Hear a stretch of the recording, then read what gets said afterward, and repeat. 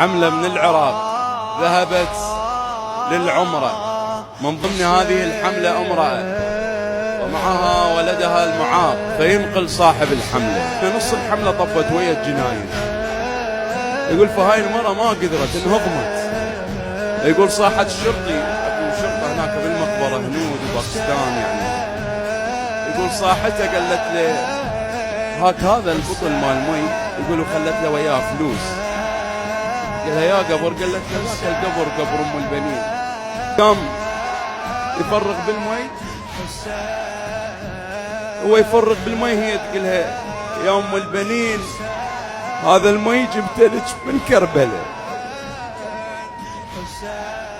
يقول الحملة يعني صاحب الحملة يحلف ويتكفر.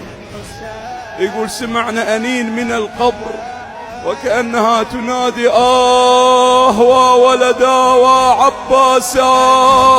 الأثناء الولد قام على حيله وصعد على المدرج، فأمه قالت لها يم اربع حزم يا معزبة مشكورة، طابوا اليد من ايدك يا دكتورة.